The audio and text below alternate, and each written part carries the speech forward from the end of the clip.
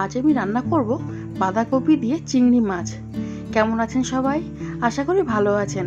নতুন ও পুরানো বিভিন্ন রকম রেসিপি জানতে প্লিজ চ্যানেলটিকে সাবস্ক্রাইব করে নেবেন এবং পাশে থাকা বেল আইকনটাকে প্রেস করে নেবেন। রোজ রোজ পটল ঝিঙে খেতে খেতেও একঘেয়ে হয়ে গেছে, এমন করে বাঁধাকপি রান্না করে নিন, দুপুরবেলার খাওয়াটা জাস্ট জমে যাবে। এখানে আমি একটা মাঝারি সাইজের বাঁধাকপি নিয়েছি। বাঁধাকপিটাকে খুব বেশি মিহি করে কুচিয়ে নিইনি, একটু মোটা মোটা করেই কুচিয়ে নিয়েছি। এখন বাঁধাকপিটাকে একটা প্রেসার কুকারের মধ্যে সেদ্ধ করে নেব। বাঁধাকপি সেদ্ধ করার সময় দিয়ে দিচ্ছি একটা মাঝারি সাইজের আলু, ডুমো ডুমো করে কেটে নিয়েছি। হাফ টেবিল চামচের একটু কম আদা রসুন বাটা, হাফ টেবিল চামচ লবণ, হাফ টেবিল চামচ হলুদ গুঁড়ো এবং 4 থেকে 5টা চেরা কাঁচা লঙ্কা, সবগুলো এখন ভালো করে মিশিয়ে নিয়ে প্রেসার কুকারে 2টো সিটি মেরে নেব। বাঁধাকপিটা সেদ্ধ হয়ে গেছে। কড়াই গরম করে দিয়ে দিচ্ছি 30 ml মতন সর্ষের তেল। তেলটা গরম হয়ে গেলে ফোড়ন দিয়ে দিচ্ছি 2টো তেজপাতা, 1 চা চামচ গোটা জিরে। ফোড়নটা একটু ভালো করে নাড়াচাড়া করে এখন দিয়ে দিচ্ছি হাফ টেবিল চামচেরও কম আদা রসুন বাটা। আদা রসুন বাটাটা দিয়েও বেশ 1 থেকে 1.5 মিনিট একটু কষিয়ে নেব। এই সময় অবশ্যই গ্যাসের ফ্লেমটা লো রাখবেন। এখন দিয়ে দিচ্ছি একটা ছোট সাইজের কুচানো টমেটো। টমেটোটা দিয়েও একটু নাড়াচাড়া করে নিচ্ছি। এখন দিয়ে দিচ্ছি হাফ টেবিল চামচেরও কম লবণ, হাফ টেবিল চামচের মতো হলুদ গুঁড়ো, হাফ টেবিল চামচ জিরে গুঁড়ো এবং হাফ টেবিল চামচের একটু কম শুকনো লঙ্কার গুঁড়ো।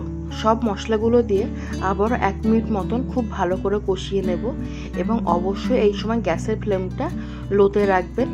এখন দিয়ে দিচ্ছি ভালো করে ধুয়ে বেছে রাখা চিংড়ি মাছগুলো। চিংড়ি মাছগুলো দিয়েও 2 থেকে 3 মিনিট একটু ভালো করে কষিয়ে নিচ্ছি।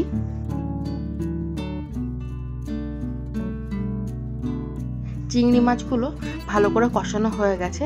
এখন দিয়ে দিচ্ছি আগে থেকে সেদ্ধ করে রাখা বাঁধাকপি। বাঁধাকপিটা দিয়ে খুব ভালো করে মশলাগুলোর সাথে মিশিয়ে নেব। বাঁধাকপি সেদ্ধ করার সময় বাঁধাকপি থেকে যে জলগুলো বেরিয়েছিল, এই জলের মধ্যেই বাঁধাকপিটা খুব ভালো করে কষিয়ে নেব।